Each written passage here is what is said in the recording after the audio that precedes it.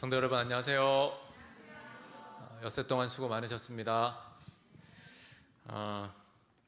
앞서 우리 남경 집사님이 찬미 이제 선택하셔 부르실 때 피곤하다 그 찬양, 어떤 분은 이 찬양이 정말 피부로 와닿는 분들도 있으실 테고, 아마 대부분 그런 느낌이실 텐데, 찬미를 부르면서 전 좀 의아했어요. 왜냐하면 가사가 좀 해피엔딩이었으면 좋겠는데 그냥 피곤하고 만 것 같은 느낌이에요.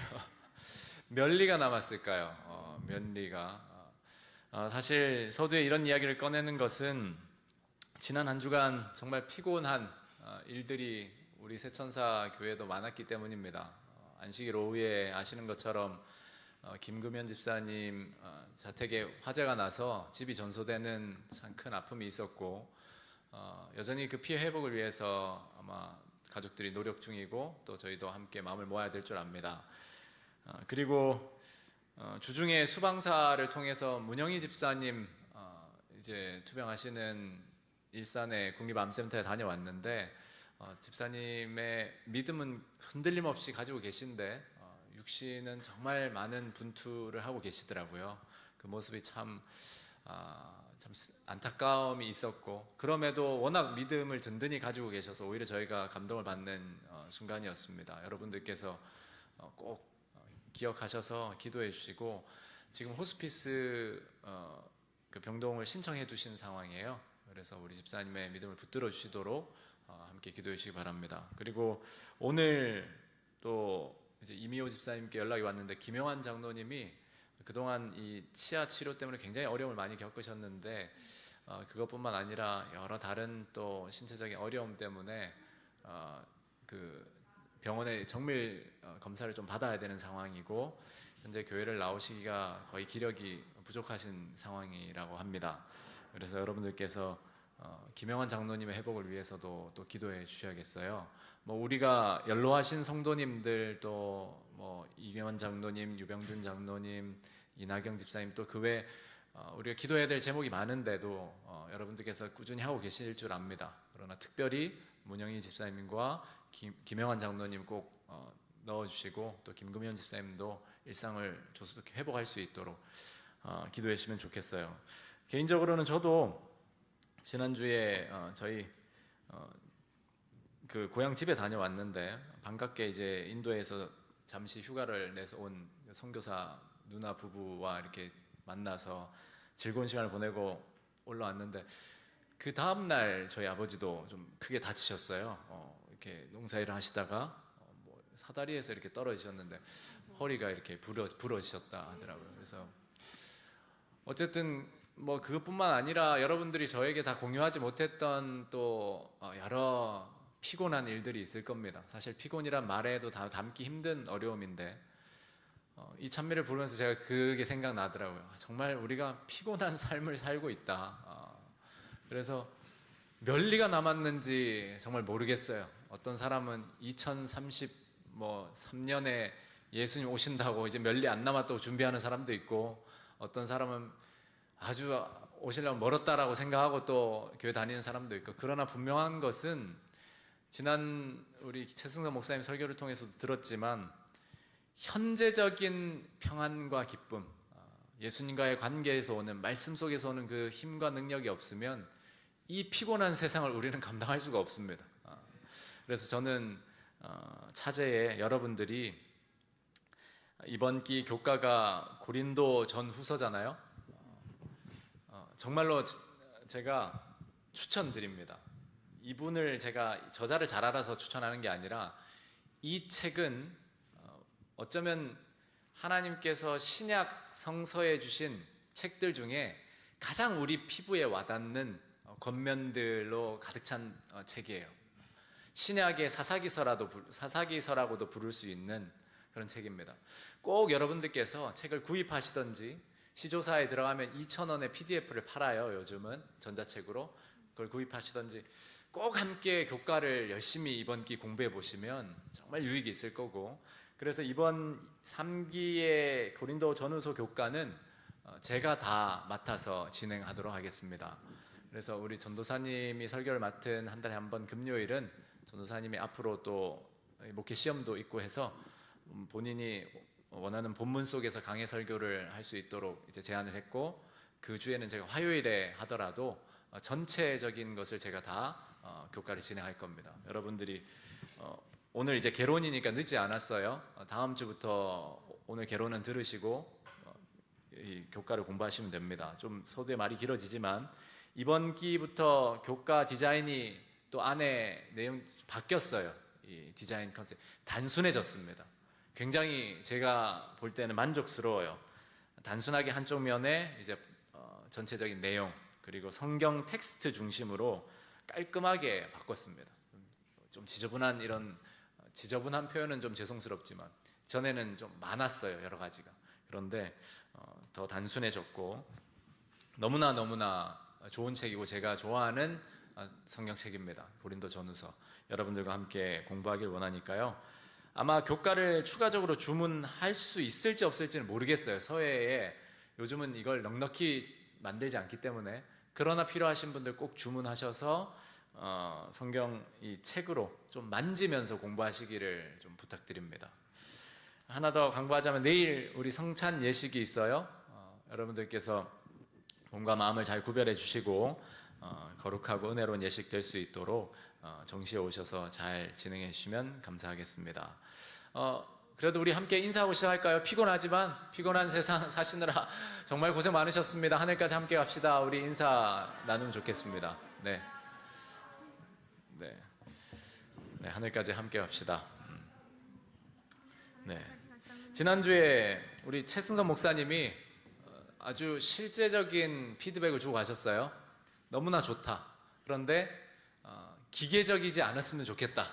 그래서 하늘까지 함께 가는 것도 멘트를 넘어선 축복의 메시지로 사랑과 소망을 담아서 정말로 그렇게 나눴으면 좋겠습니다. 네, 감사합니다. 자, 고린도전후서 오늘은 잘 집중해서만 들으시면 됩니다. 어려울 게 없어요. 네, 전체적인 배경이고 제목에 이미 나와 있듯이 개론입니다. 개론. 바울의 고린도 사역 배경적인 것들을 설명하고 있습니다. 기억절 먼저 봉독하겠습니다. 밤에 주께서 환상 가운데 바울에게 말씀하시되 두려워하지 말며 침묵하지 말고 말하라. 내가 너와 함께 있음에 어떤 사람도 너를 대적하여 해롭게 할 자가 없을 것이니 이는 이 성 중에 내 백성이 많음이라 하시더라. 아멘. 제가 숫자를 이렇게 세고 있었는데 왜 셌냐면 지금까지 제가 목회를 해온 교육 전도사로든 임시 전도사로든 해온 교회를 세봤어요. 한 6개 정도 되는 것 같아요. 그 6개 교회 중에 문제가 없는 교회가 있었을까요? 없었습니다. 그러니까 다 문제가 있었어요. 그 교회를 욕하는 게 아니라 정말로 분위기 좋고 따뜻하고 그런 교회도 막상 목회자로서나 교인으로서나 들어가 보면 다 문제가 있습니다. 제가 지나온 고향교회나 학창시절 어느 교회든 잠깐 들린 교회라도 문제가 없는 교회는 없었어요. 문제가 없는 교회라면 문 닫은 교회일 겁니다. 오늘 교과 저자가 도입 부분에서 그 이야기를 하고 있어요. 문제없는 기독교 공동체가 존재할까? 왜 이런 질문을 서두에 던지냐면 고린도 교회는 그야말로 문제투성이 교회였습니다. 그냥 단순한 문제가 아니라 복합적인 문제, 별의 별 문제가 다 있었던 교회예요.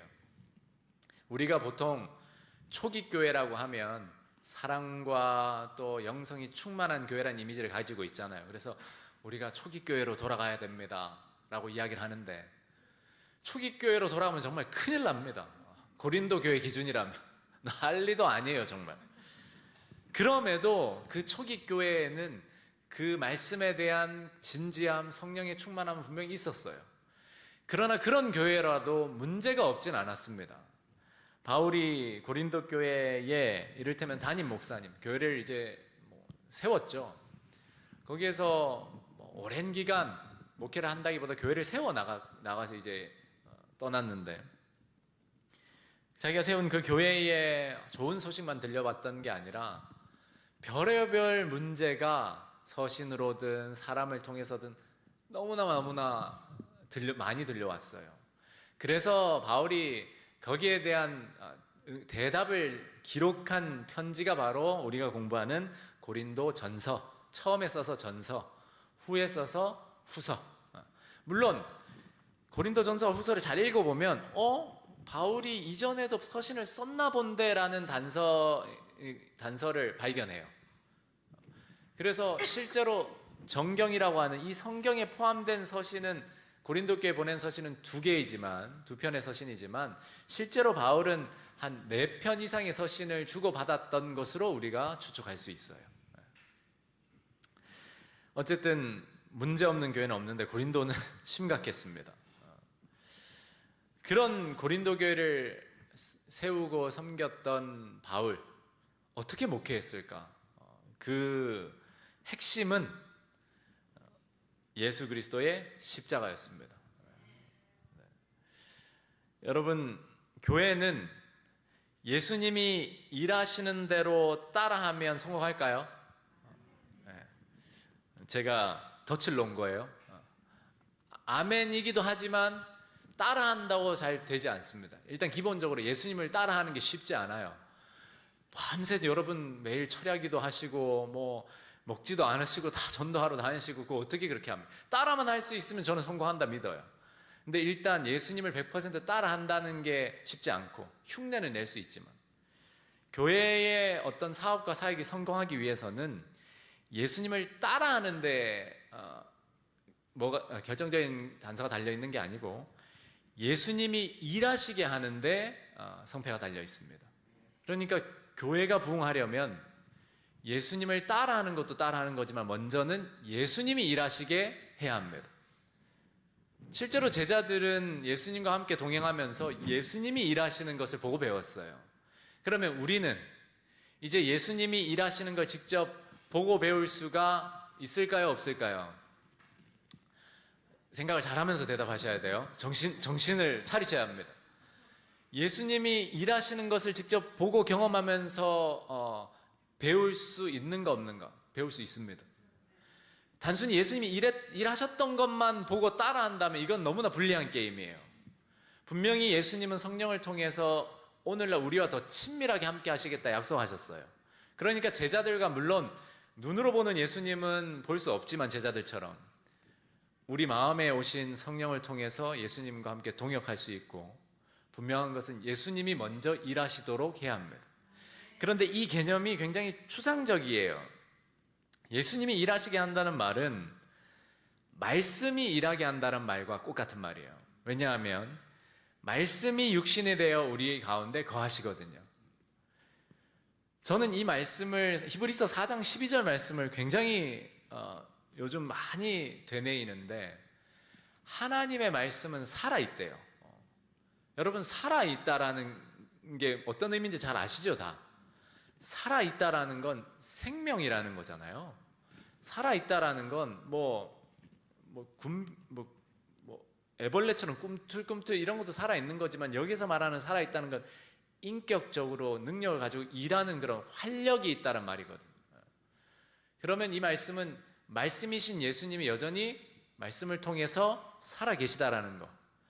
그러면 누가 일을 하셔야 하죠? 예수님이 일을 하셔야 합니다. 그게 교회이든 우리 가정이든. 그러면 내 가정이나 내 교회에 예수님이 먼저 일하시게 하고 내가 그것을 보고 배우고 예수님을 따라 동역하려면 먼저 뭐가 세워져야 하죠? 말씀이 세워져야 합니다.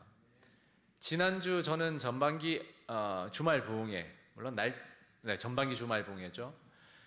최승선 목사님의 메시지가 너무너무 감사했어요. 명확했습니다. 1시간 내내 말씀만 강조하시고 가신 것 같아요. 그 이야기는 곧 예수님을 강조하고 가신 건데 정말로 교회가 부흥하려면 다른 무엇보다 말씀이 살아서 일할 수 있도록 우리가 그 구조를 만들어야 돼요. 그 시스템을. 그런 의미에서 우리의 소그룹은 의미가 있다라는 거예요. 그러나 시스템이 우리를 구원하지 않아요. 시스템을 세워도 말씀에 우리가 믿음을 함께 하지 않고 또 말씀을 기계적으로 형식적으로 읽는다면 유대인들의 어떤 율법주의와 다름없이 흘러갈 겁니다. 그럼에도 분명한 것은 말씀이 일할 때 교회는 살아난다. 그래서 다시 강조하지만 교과 공부하셔야 합니다. 예수님이 일하실 수 있도록 하려면 말씀을 교회에서 중심으로 놓아야 하고, 그래서 우리 교회의 표어가 뭐죠? 말씀을 첫째로. 살리는 것은 영이니 내가 너희에게 이른 말이 영이다, 이 말씀했어요. 결국 살리는 것, 여기에는 다른 말들을 붙일 수 있어요. 교회를 살리는 것, 다른 말로 교회를 부흥시키는 것. 교회를 부흥시키는 것은 영인데, 성령인데, 그 성령이라는 건 결국 예수님께서 우리에게 주신 말씀을 통해서 역사하신다라는 거잖아요. 다른 모든 말씀들도 이 진리와 조화됩니다. 모든 성경 하나님의 말씀은 하나님의 사람들로 온전하게 하고 모든 선한 일을 행할 능력을 갖추게 한다. 그렇죠? 그래서 바울의 고린도 사역, 너무나 문제가 많았던 이 교회, 어떻게 해야 될까? 이거 어떻게 해야지? 야단을 쳐야 되나? 아니면 달래야 하나? 아니면 어떤 세상의 방법을 가져와야 하나? 이런 고민들이 많았겠지만 바울은 이 교회에 무엇으로 목회를 했다고요? 말씀으로 목회를 했습니다. 말씀이 일할 수 있도록 목회했던 거예요. 그래서 교인들이 우리가 우상에게 바쳐진 제물인지 아닌지 이거 모르는데, 김 장로님은 먹어도 된다 그러고 박 장로님은 그거 먹으면 하늘 못 간다 그러고 이거 어떻게 해야 됩니까? 막 이렇게 얘기할 때 김 장로님 말 들어, 박 장로님 말 들어, 이렇게 하지 않았어요. 하나님의 말씀과 예수 그리스도를 높이면서 그 말씀 자체가 역사할 수 있도록 끊임없이 권면하고 가르쳤어요. 그래서 결국 여러분들이 어떤 한 사람이 정말 변화되길 원한다면 그 사람을 어떤 방법으로든 말씀이 선포되는 자리에 둬야 돼요. 그게 꼭 설교의 자리를 두는 것이 아니고 여러분이 카톡으로도 보낼 수도 있고, 따뜻한 위로와 친절의 말, 물론 우리는 방법론을 잘 생각해야죠. 예수님이 처음부터 그냥 선포하신 게 아니라 그 사람의 필요를 채워주고 진심으로 동정하고 사랑을 베풀고 그 사람의 마음을 얻으면서 나를 따라오라 하신 그 방법을 사용해야죠. 그러나 본질은 말씀이 일할 수 있도록 하셨다는 겁니다. 교과의 핵심 교훈을 보면 고린도 교회는 안팎으로 다양한 도전을 만났고 바울은 십자가의 예수 그리스도를 원동력으로 이 문제들에 맞섰다. 그런데 오늘날도 마찬가지래요. 오늘날도 고린도 교회랑 다를 것이 하나 없어요. 잠시 후에 볼 거예요. 세상에 문제없는 교회는 없다. 새천사 교회가 소문난 교회, 아주 따뜻하고 활발하고 생기 넘치는 교회이지만 우리도 문제가 많잖아요. 그런데 이 문제를 해결하는 방법은 사람의 어떤 생각이나 판단이나 결정이 아니라 하나님의 말씀이 일하게 한다는 거예요. 십자가를 높여야 하고, 우리는 고린도 전후서 연구를 통해서 그 바울의 사역과 또 그 하나님이 우리에게 주신 권면들을 살펴보면서 은혜를 얻고자 합니다. 이제 요일별 소지를 좀 빠르게 살펴볼 텐데요. 일요일 제목은 하나님이 부르신 예수의 사도 바울이에요. 사도 바울이 고린도 전서를 시작하면서 그의 서신에, 이건 편지잖아요. 자기를 소개할 때 뭐라고 소개하냐면 하나님의 뜻을 따라 부름받은 예수의 사도, 예수 그리스도의 사도 바울이라고 자신을 소개해요. 여러분, 우리가 다 예수님께 사명을 받은 사람들인데, 사명자로서, 사역자로서, 직분을 받은 그리스도인으로서 언제나 잊지 말아야 할 가장 중요한 것이 뭐냐면 내가 누구인지를 잊지 않는 거예요. 남희경 집사님 누구세요? 이동훈 집사님의 아내입니까? 우리 집사님입니까? 다 맞는 대답이에요. 안성월 장로님 누구십니까? 가정의 아버지이시고 교회 수석 장로 다 맞아요. 그런데 제가 여러분들과 함께 꼭 잊지 말자고 강조하고 또 말씀드리고 싶은 것은 우리의 진정한 정체성, 우리를 누가 부르셨는지, 우리에게 사명을 누가 주셨는지, 그 사명이 무엇인지를 잊지 말자는 거예요. 우리의 사명은 담임 목사가 준 게 아니에요. 우리의 사명은 김현철 목사님이 주신 것도 아니고 정혜건 목사가 준 것도 아닙니다. 우리가 가진 사명은 누구에게 받은 사명이죠? 네, 예수님에게 받은 사명입니다. 이게 흔들리면 정말로 다 흔들려요. 그리고 우리가 누구인지, 하나님의 백성들이고 예수 그리스도의 피로 산 하나님의 거룩한 성도들이고 그런 정체성을 잊지 않아야 합니다. 그런데 제7일 안식일 예수 재림교회의 성도로서 우리의 정체성은 이 시대에 주의 예수 그리스도의 재림을 준비시킬 주의 길을 예비할 현대 진리를 맡은 새 천사의 기별을 전할 사명을 가진 무리라는 사실 잊지 말아야 돼요. 연합회가 왜 계속 해마다 정체성 저체성 하면서 이걸 교육하려고 하냐면 정체성이 흔들리면 모든 것이 흔들립니다. 내가 누군지를 모르는데 일을 어떻게 해요? 일의 방향성도 없고 일을 할 기력이나 능력도 없고 다 자기 요행과 방법으로 하려고 할 테고. 사도 바울은 명확히 알았어요. 자기가 누군지. 하나님의 뜻을 따라 부름받은 예수 그리스도의 종 바울. 여러분, 우리를 부르신 분은 하나님이십니다. 그 사실을 여러분이 절대 잊지 않으셨으면 좋겠어요. 여러분이 어떤 직분을 받았든 어떤 직책을 가졌든 관계없이 그 부르심은 교회 직원회가 준 게 아니고 하나님께서 여러분에게 허락하신 겁니다. 하나님이 여러분을 부르셨어요. 바울은 자신의 정체성을 늘 기억하고 그래서 그의 부르심이 사람에게서가 아니라 하나님의 뜻에서 났다는 사실 때문에 늘 확고부동할 수 있었어요. 사도라는 말은 원어적 의미는 보냄을 받은 자라는 뜻이에요. 보냄을 받은 자. 그러니까 예수께서 보내신 자 또는 예수가 보낸 자 이런 의미가 있어요. 사도는. 그런데 바울이 사도로서의 자신을 이제 소개할 때 그리스도의 종이고 여기에서 종은 어떤 그런 높은 지위의 종이 아니라 노예를 의미합니다. 노예. 그러니까 철저하게 순종하고 순복해야 할 종으로 자신을 소개하고 또 사도라는 의미는 복음을 전하는 사람 또 가르치는 교사로서의 의미를 내포하고 있다라고 교과의 저자가 정리하고 있어요. 그가 고린도전서 1장 1절에서 9절에 기록한 내용을 보면 계속해서 예수님의 이름을 언급합니다. 예수 그리스도의 종, 예수. 그의 목회 방향이나 교회 사역의 중심이 어디에 있는지를 그냥 고린도전서 1장만 봐도 다 드러나요.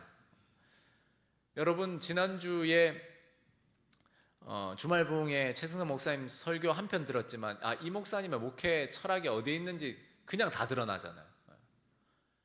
저는 목회 처음 나와서 1년차 때 이 목사님을 지역장으로 만났는데 그때부터 저는 잊지를 않았어요.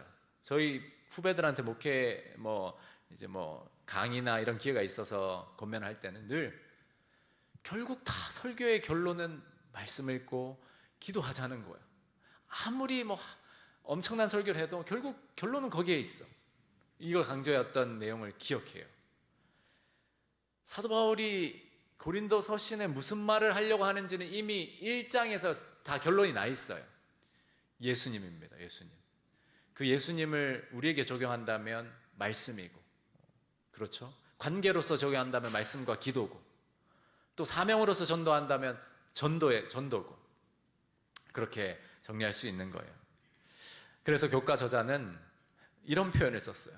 바울은 정말 예수로 꽉 차 있었대요. 그러니까 사실 여러분이 느끼신 건 저는 예수로 꽉 찬 사람이 아닌 게 분명한 것 같아요. 물론 꽉 찬 척은 할 수 있겠죠. 계속 예수 그런데 우리 교회에 예수로 꽉 차 보이는 제 기준에는 꽉 찬 것 같은 사람이 여럿 있는데 대표적으로 한 사람이 있어요. 누굴까요? 서정배 집사님. 얘기만 하면 할렐루야 예수님이면 됩니다. 그래도 예수님 능력으로 힘입죠. 이 사람의 인격이나 영성을 함부로 판단하는 게 아니라 하는 말을 보면, 또 최근에 예수로 꽉 찬 분이 누구냐면 우리 김윤채 장로님 꽉 차 계시는 것 같아요. 여러분들이 꽉 차지 않았다는 게 아니라 제가 대화를 하고 여러분들이 경험하면서 나눈 대화 속에서 아직 파악이 안 돼서 그렇지, 여러분 모두가 예수님으로 꽉 차 계실 거라고 기대하고 또 믿어요. 그렇지 않다면 예수님으로 꽉 차야죠. 우리 김원봉 집사님은 말씀으로 꽉 차 계세요. 언제든 제일 1등으로 오셔서 늘 기억잘 암송하세요. 참 감사한 일입니다. 바울이 그랬다니까요. 예수로 꽉 차 있었고 언제나 생각하고 말하는 게 다 예수님 이야기밖에 없었대요. 물론 지혜롭게 했겠죠. 저는 우리 새천사 가족들이 이런 바울의 모본을 따르는 사람들이 되면 좋겠습니다. 예수로 충만한 사람들. 월요일 내용에는 바울이 고린도에서 정착해서 교회를 세우기 전에 베레아에 있었는데, 베레아에서 워낙 극심한 핍박을 받으니까 거의 쫓겨나다시피 거의 구출하듯이 이렇게 탈출하게 됐는데, 그래서 잠깐 들렸던 곳이 아테네였어요. 그 아테네에서 자신의 동역자들이 도착하기 전까지 사역을 했었는데, 그 사역이 아레오바고 유명한 철학자들이 논쟁하는 곳이죠. 거기에서 하나님을 전하기도 하고, 또 회당에서 유대인과 경건한 이방인들과 함께 대상으로 권면하기도 하고 열심히 가르쳤어요. 그 기다리는 기간 동안. 그럼에도 바울이 이 아테네의 경험을 통해서 얻었던 게 한 가지가 있어요. 뭘까요? 아테네에서는 바울이 워낙 학식 있는 사람, 논리적인 사람, 또 지성인이었기 때문에 이 아테네 사람들, 소위 세상에서 가장 지성이 있는 사람들이고 위대한 철학자라는 사람들을 대상으로 전도할 때 철학은 철학으로, 지성은 지성으로 접근해서 선교를 했는데 생각보다 반응이 좋지 않았어요. 그를 무시하고, 물론 그의 설교를 듣고 반응한 사람도 있었지만, 그래서 이 아테네에서의 경험을 실패라고 할 수는 없었지만 여기에서 경험을 토대로 바울이 무엇을 결심하냐면, 내가 예수 그리스도의 십자가 외에는 다른 것 이야기하지 않겠다. 거기서 이제 결심을 하게 돼요. 모든 어떤 지식과 학식과 방법론과 다 갖춘 사람이었지만 그게 전도하는 데 있어서 능력을 주지 못했다는 걸 배웠어요. 그러니까 여러분, 이 전도왕들, 개신교회든 우리 재림교회 안에든 전도 정말 열심히 하시는 분들 간증 들어보면 유명한 목사님들 많지 않아요. 그거 아세요? 어디 유명한 목사님들이 전도왕으로 상 받는 경우가 잘 없어요. 전도왕은 그냥 지극히 평범한 여집사님, 정말 보면 그냥 농사 짓고 일반의 생업을 하는 그냥 장로님, 그런 장로님들이 엄청난 전도를 하세요. 왜 그럴까요? 많은 걸 배웠거나 학식이 있거나 현대적으로 아주 세련된 어휘를 구사할 줄 알거나 하지 않음에도 단순하게 하나님 말씀 전하고 예수를 높이니까 예수님이 일하시는 거예요. 저 같은 사람은 방법론 가지고 이렇게 논리적으로 할까? 저렇게 논리적으로 할까? 성경 공부할 때 이 예화를 쓸까? 이걸 이런 고민을 하고 있을 때 그런 분들은 그냥 단순하게 말씀 암송하고 자기가 확신을 가지는 그 말씀을 경험 속에서 녹여내서 전하니까 사람들이 회심하고 끌려오고 그렇게 되는 거예요. 이제 선교부가 여러분 준비하고 있는 사역이 있습니다. 사역이 아니라 우리 새천사 교회의 소그룹 모델 교회의 또 하나의 획을 긋는 아주 귀하고 결정적인 사역을 준비하고 있어요. 멘토 사역을 위한 요즘 그 바이블, 갑자기 이름이 생각이 안 나네요. 바이블 가이드. 여러분 이미 다 아시는 거예요. 오늘의 신앙이라고 하는, 개편돼서 말씀의 향기라고 하는 그 책과 다니엘서 연구, 요한계시록 연구를 중심으로 해서 우리가 다 하던 소그룹 사역, 말씀을 나누고 삶을 나누는 건데 다른 누군가를 전도할 수 있도록 훈련받는 거예요. 우리가 그 사역을 지금 선교부가 잘 준비하고 있습니다. 여러분들 한 분 한 분 말씀으로 무장하는 일은 선택사항이 아닙니다. 모두가 할 일이에요. 여러분들께서 잘 협력해 주시고, 바울이 경험했던 이 아테네의 경험을 굳이 여러분이 직접 경험적으로 경험할 필요가 없습니다. 이걸 반면교사 삼아서, 이걸 모본으로 삼아서 여러분은 그리스도 중심, 십자가 중심의 사역을 하기로 결심하는 거예요. 그렇게 고린도에 바울이 이제 사역 입성합니다. 바울의 이 고린도 사역은 2차 선교 여행 때였어요. 성경에 기록된 내용을 중심으로 정리해 보면 1차, 2차, 3차의 바울 선교 여행이 있었는데 1차는 안디옥에서 출발해서 이제 갈라디아 지방으로 쭉 이렇게 다니는 선교 지방이었고 2차 때는 우리가 다시 한번 우리가 세웠던 그 교회들 방문하자라고 했다가 바나바랑 그렇게 가려고 했다가 마가를 데리고 가냐 마냐 문제로 이제 갈라지잖아요. 어쨌든 그 2차 선교 여행 이 당시에 고린도 교회가 세워지고 그리고 3차 선교 여행 때는 여러분이 아시는 대로 에베소에서 바울이 오랫동안 목회를 합니다. 그때 에베소에서 목회를 할 때 고린도 전후서 서신이 오고 갔어요. 그러나 고린도 사역에서 바울은 핵심적으로 그 전략은 늘 그가 했던 전략적 습관이 있었어요. 유대인을 먼저 우선적으로 대상으로 한다. 그리고 회당을 중심으로 거점을 확보한다. 또 이방인들에게 열린 마음으로 사역을 하되 유대인 회심자들을 만들어서 교회를 세우고 지속적으로 말씀을 강론하고 권면했던 거예요. 아테네에서는 그렇게 단기적으로 다방면으로 철학과 지식과 이런 걸 사용해서 또 넓은 개념에서 창조주를 선포했다면 고린도에서는 철저하게 말씀을 강론하고 예수 그리스도의 십자가를 높이면서 목회를 했어요. 그래서 고린도에서 바울은 정말 열정을 다해서 그리스도의 십자가를 전했고 그렇게 해서 그리스도의 십자가의 능력이 고린도에서 나타나게 되었다는 거죠. 사도행전에 있는 글을 한번 읽어봐 주시면 감사하겠습니다. 오늘날 하나님의 말씀을 가르치는 이들이 그리스도의 십자가를 더 높이 지켜든다면 그들의 사역은 훨씬 더 성공적일 것이다. 죄인들이 십자가를 한 번이라도 진지하게 바라볼 수 있게 이끌림 받는다면, 십자가에 달리신 구주를 확연하게 볼 수 있다면 하나님 사랑의 깊이와 죄의 심각성을 실감하게 될 것이다. 네, 사실 이 시대를 위해서 바뀌어야 할 건 메시지가 아니라 메시지를 전하는 사람입니다.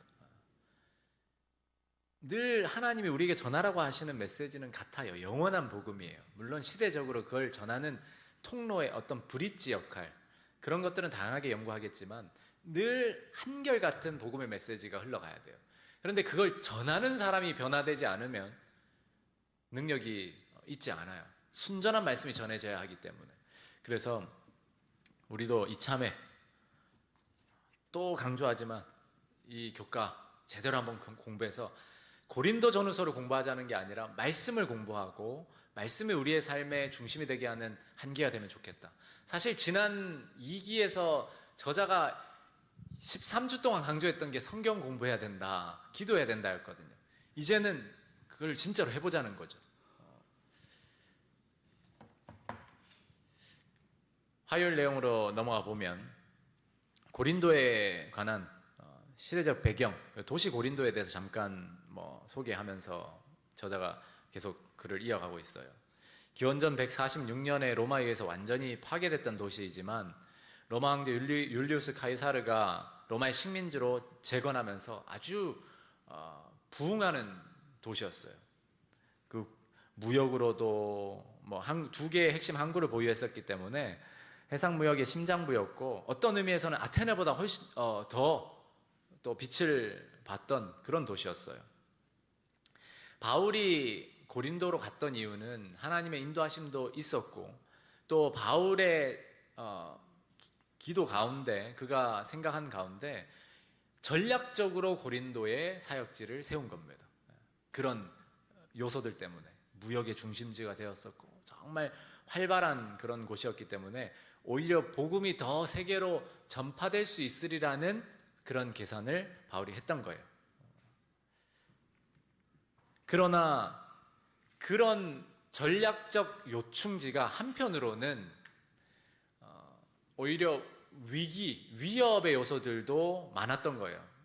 그만큼 부흥하는 도시였기 때문에, 발전하는 도시에는 여러 타락하는 요소들이 많았기 때문입니다. 인구가 많고 경제가 활발했다는 것은 그만큼 영적으로 더 타락할 수 있는 위험 요소들이 많이 있었죠. 실제로 고린도에는 그리스도 전통 신들과 이방의 신들이 더 섞인 사실 우상 숭배의 도시였어요.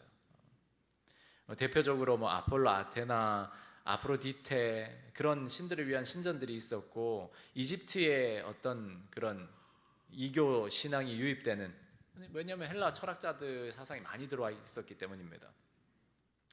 그래서 그곳은 지금으로 따지면 마치 인도라는 나라처럼, 인도는 저도 한 2번 이제 갔었었는데 워낙 신이 많아서 전도를 하면 이 사람들이 전도를 생각보다 쉽게 받아들여요. 왜냐하면 자기네들이 지금 섬기고 있는 신이 뭐 30개, 100개 이상이니까 뭐 예수님이라는 신도 하나 오케이 추가하자 이런 느낌으로 받아들일 곳이 많아요. 아테네, 고린도가 그런 경우였습니다. 워낙 신들이 다양하니까 사실 바울이 이 헬라인들에게 신을 소개하면 여러 신들 중에 하나구나 이런 개념을 가졌거든요. 그것은 바울에게도 큰 도전이었습니다. 우상 숭배는 타락의 일상화를 불러왔고, 실제 고대 문서의 근거를 살펴보면 아프로디테 신전에 고용된 신전 창녀, 한마디로 그 제사장으로 봉사한다는 명분으로 있는 창녀가 1000명에 달했다는 기록이 있어요. 그러니까 어마어마하게 타락한 도시였고, 실제로 거기에는 예배를 드리는 행위 자체가 그런 창녀들과의 어떤 관계, 그런 것이 예배의 한 문화였어요. 그러니까 얼마나 그 도시가 타락했는지 여러분이 뭐 짐작할 수 있을 겁니다. 그런 도시에서 사역을 한다는 자체는 바울에게는 어마어마한 도전이었어요. 그럼에도 그곳에서 바울은 말씀이 살아서 일하도록, 예수님이 일하시도록 했습니다.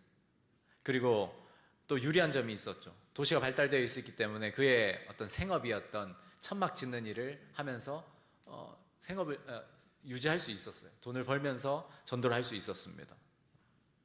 그리고 또 긍정적인 의미에서 세계 곳곳으로 복음이 퍼져갈 수 있는 복음의 네트워크의 현장이 바로 고린도가 되기를 기대했던 겁니다. 이 고린도와 오늘날의 우리가 살아가는 현대 도시를 생각해보면 정말 많이 비슷해요. 자본주의가 팽배한 이 시대, 다원주의, 또 절대 진리를 거부하는 소위 포스트 모더니즘, 다 똑같이 닮았어요.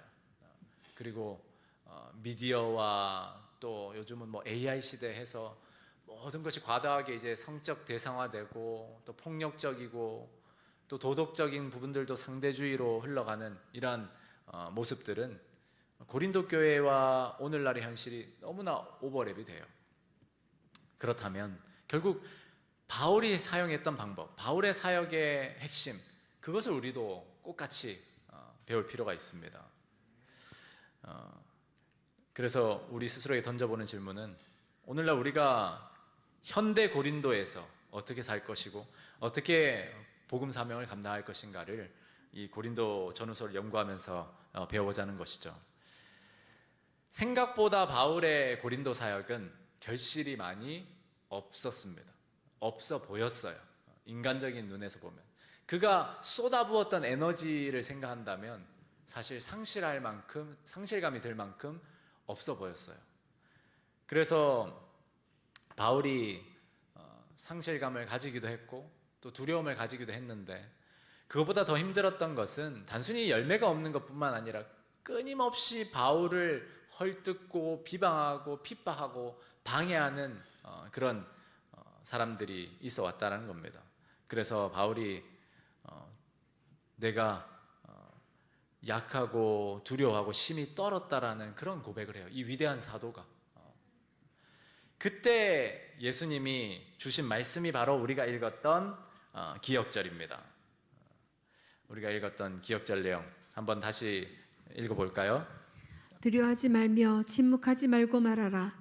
내가 너와 함께 있음에 어떤 사람도 너를 대적하여 해롭게 할 자가 없을 것이니 이는 이 성중에 내 백성이 많음이라 하시더라. 네, 이 배경을 알고 이 말씀을 읽으면 정말 이게 감동적이에요. 바울이 두려워하고 약하고 떠는 와중에 하나님이 이 말씀을 준 거예요. 너 겁먹지 마. 너를 대적하여 해롭게 할 자가 없어. 내가 너와 함께 하니까. 그리고 결실이 없는 것 같지만 너가 못 보는 이 성중에 있는 사람들 중에 내 백성이 많아. 그러니까 끝까지 충성하면 돼. 이 약속의 말씀을 주신 거예요. 명령하시면서 보증을 주셨고 용기를 주셨고 비전을 함께 주신 거예요. 이 말씀은 우리에게 주신 약속이기도 합니다. 사실 우리가 열심히 섬기고 또 교회를 섬기고 사역을 하지만 결실이 많이 없는 것처럼 보이는 현실이 있잖아요. 여러 사람이 와서 침례도 받고 교회도 채워지고 하면 좋은데 당장 결실이 없는 것 같단 말이에요. 그럴 때 하나님께서 하신 말씀이 두려워하지 말고 계속해서 전해. 침묵하지 마. 내가 너와 함께 있을 거야. 지금도 함께 있고 앞으로도 함께 할 거고 너를 대적해서 해롭게 할 사람이 없어. 그리고 이 가정동에 이 인천에 너가 생각하는 것보다 훨씬 내 백성이 많아. 내가 이끌고 있는 사람이 많으니까 끝까지 충성해. 이렇게 우리에게 용기를 주고 계신 거예요. 우리 인간적인 시선에는 모든 것이 암울하고 희망이 없어 보이지만 사실은 이 우리가 보이지 않는 하나님의 시선에는 하나님의 백성들이 많다는 사실로 위로를 받으면 좋겠습니다. 또 우리가 낙심되고 우리의 모든 희생과 헌신이 무지로 돌아갈 것 같은 그런 시험을 받을 때에 예수님의 희생을 생각한다면 우리가 하는 희생과 헌신들이 가벼운 것임을 생각하고 용기를 다시 얻는다라는 것이죠.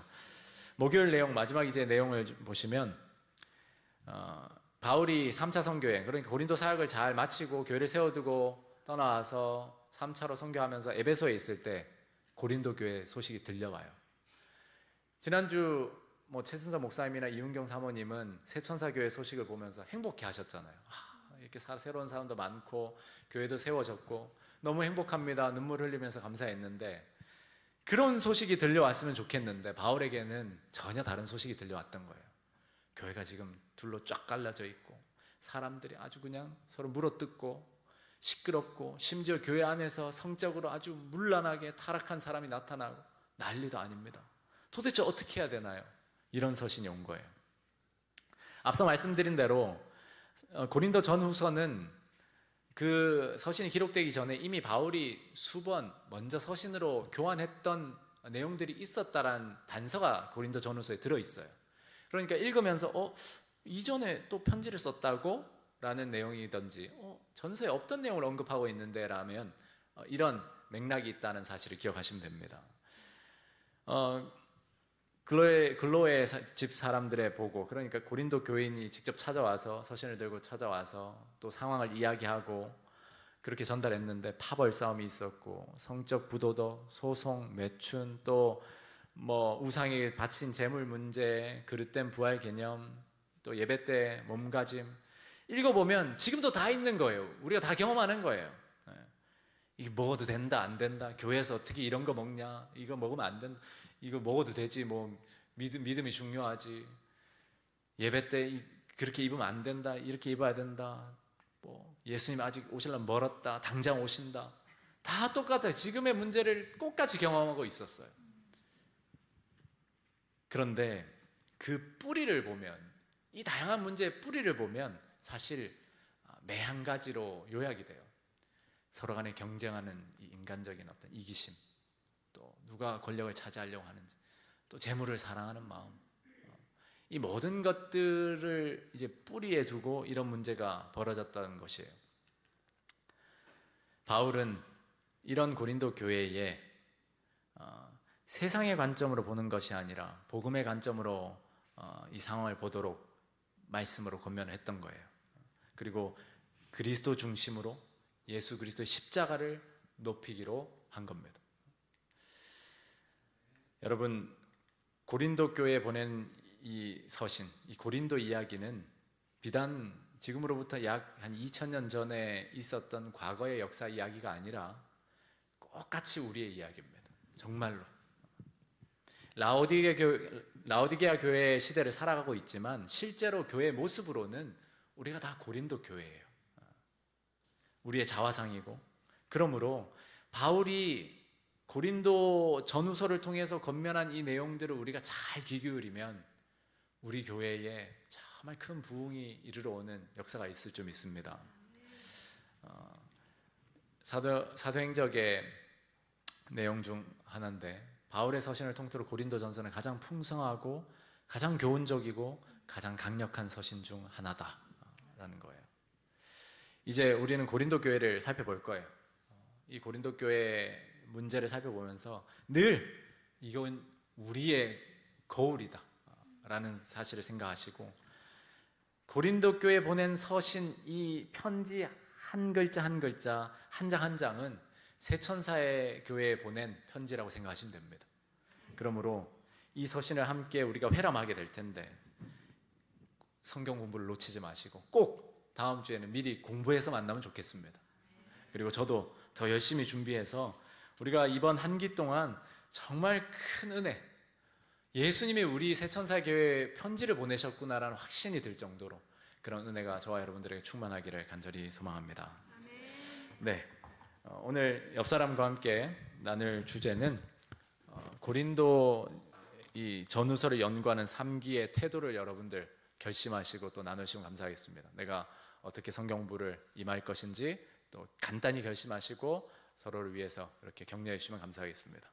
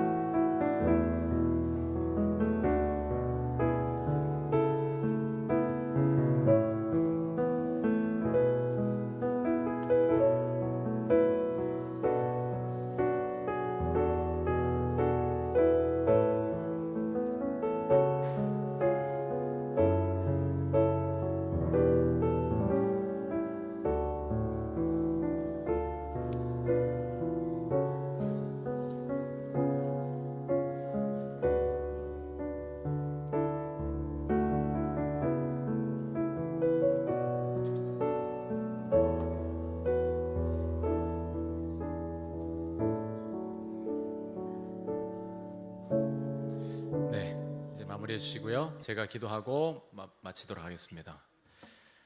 하나님 아버지, 3기 교과를 통해서 고린도 전후서를 연구할 기회를 주시니 감사합니다. 이 귀한 서신이 주님께서 우리 새천사 교회에 보내신 거룩한 서신임을 믿습니다. 한 기 동안 하나님께서 우리를 향하여 주신 이 귀한 말씀을 연구하면서 모든 성도들에게 큰 은혜와 유익이 있게 하여 주시고 예수님과 더 친밀히 동행하는 시간 되게 하여 주시옵소서. 그리고 새천사 교회에 말씀 되시는 예수님께서 일하시는 역사를 불러오는 그러한 놀라운 은혜의 시작점이 되도록 하나님 함께하여 주시기를 예수님 이름으로 기도합니다.